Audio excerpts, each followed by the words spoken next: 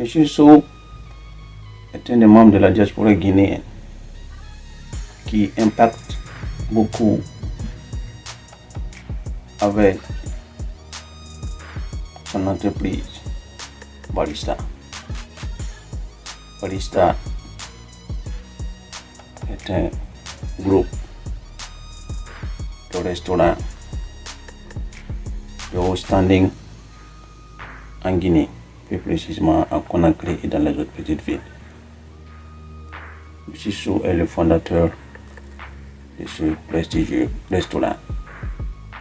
Après avoir passé plusieurs années en Europe, M. Sow décide de revenir dans son pays qui est la Guinée et pour apporter son soutien et créer de l'emploi en mettant en place ce fameux groupe de restaurants de bar en Guinée. Comme vous le voyez, si vous rentrez à l'intérieur de ce restaurant, on se dirait que vous êtes en Europe, tellement le coin est très classe, c'est très chic, comme vous le voyez à travers les images. Dans cette vidéo, nous allons découvrir le parcours de M. Sow, comment M. Sow a pu mettre en place ce joyau. Sans plus tarder, let's go. Si tu es là pour la première fois, moi c'est Dibs, un jeune entrepreneur africain passionné d'entrepreneuriat et de business. Je suis dans le marketing digital de l'import-import et aussi dans d'autres business physiques comme l'agriculture et l'élevage en partenariat avec des partenaires. Donc sans plus tarder, let's go back to the video to discover the success story de M. Sow. Alright. Comme on l'a dit, M. Sow, originaire de la Guinée, membre de la diaspora guinéenne qui était basée à Paris, en plus précisément en France, a fait un grand comeback, un grand retour au pays pour impacter. Comment tout ça a commencé? M. Sow, durant sa jeunesse, à l'âge de 15-16 ans, M. Sow gagne l'occasion de quitter sa terre natale qui est la Guinée, Conakry. M. Sow se retrouve en Allemagne dans les années 2000. Après avoir passé quelques années en Allemagne, M. Sow se retrouve à Paris dans les années 2004-2005. Il commence à faire le petit boulot comme vous le voyez, comme la majorité des immigrants. Le début, c'est pas facile. Travailler dans les petits restaurants, comme plongeur, c'est comme vous le voyez, un plongeur, dans le terme, c'est un laveur de plats.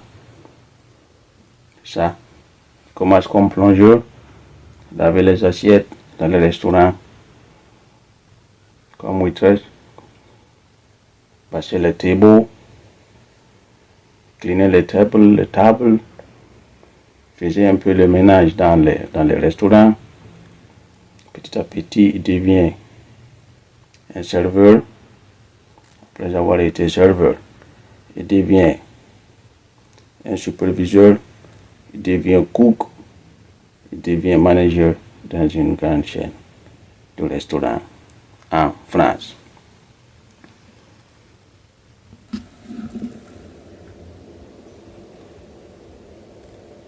Après avoir passé du temps dans la restauration en tant qu'employé, dans les années 2008-2009, M. Sow décide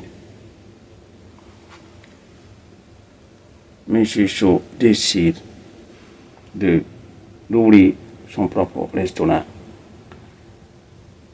Il trouve un coin bien placé au bord de l'autoroute, là-bas en France, et il crée son petit restaurant, un restaurant africain que beaucoup d'Africains venaient passer leur temps et avoir du bon temps et avoir le goût du pays. Petit à petit, il n'avait pas oublié son pays. Avec son restaurant, M. Sow faisait de l'import-import. Ils envoyaient des affaires depuis l'Europe et pour les vendre en Guinée. Petit à petit, après l'import-import, il s'est lancé dans le transport, plus précisément dans les engins lourds, les gros camions au niveau des mines. Ça aussi, c'est de l'argent. Il a mis beaucoup dedans, d'avoir envoyé plus de 4 à 6 camions au niveau des mines, qui généraient beaucoup d'argent aussi. Mais avec le temps, il a eu des soucis, quelques soucis dans ce business de camions. M. Chou s'est décidé, il s'est dit, ok, comme je suis déjà dans la restauration, pourquoi pas ne pas essayer d'ouvrir un coin au pays. C'est là que l'idée est venue de créer Barista. Pour un début, en 2017, il commence un peu, il loue un coin au niveau de la capitale. Mais il va rencontrer des problèmes parce que dès que tu viens, tu t'installes. Souvent le problème au pays, dans nos capitales africaines, si tu loues un coin et puis ton business marche, les propriétaires souvent ils sont un peu bizarres. Bon, ceux qui sont dans les affaires vont comprendre pourquoi j'ai dit ça. Je vous explique l'affaire de M. Sow dans son premier restaurant. Il a son premier restaurant, il loue le coin, ça marche bien. Il emploie quelques gens, ça marche bien. En ce moment, il faisait des va-et-vient aussi. Mais il était plus sur place en Guinée qu'à Paris, qu'en France. Un bon matin, le propriétaire vient lui dire de quitter les lieux parce qu'il a vendu le coin. Monsieur Sow, désespéré, il ne savait pas quoi faire. Il a pris son calme, et puis il a respecté ce que le bailleur lui a dit. Il a déménagé, il a loué un autre coin, non loin de là, pour pouvoir gérer le choc pour un bout de temps. Après avoir réfléchi pendant plusieurs mois, M. Sow décide de payer. Au lieu de louer, il décide d'acquérir un des lots dans un coin très prisé dans la capitale. C'est là qu'il a placé le fameux restaurant que vous voyez dans les photos, vous voyez dans la vidéo, Imaya. Le fameux groupe Barista Restaurant, qui est l'un des plus grands et les plus luxueux. On peut dire que c'est le restaurant phare, 5 étoiles, hein, parce que vous voyez, non? Dans ce restaurant,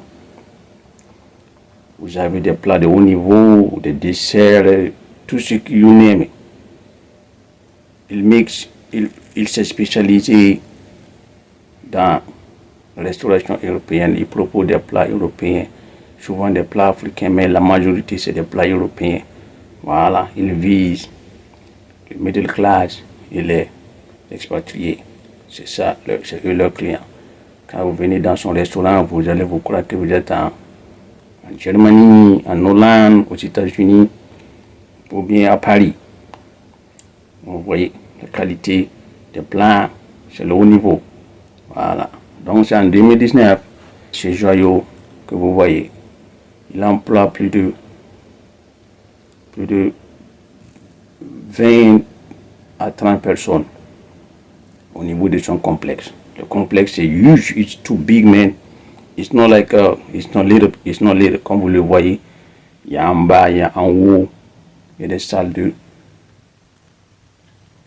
salle de réflexion, salle de conférence, il y a des salles d'anniversaire, vous pouvez louer, il y a un coin où vous pouvez louer pour faire des conférences, pour faire des anniversaires, des party events.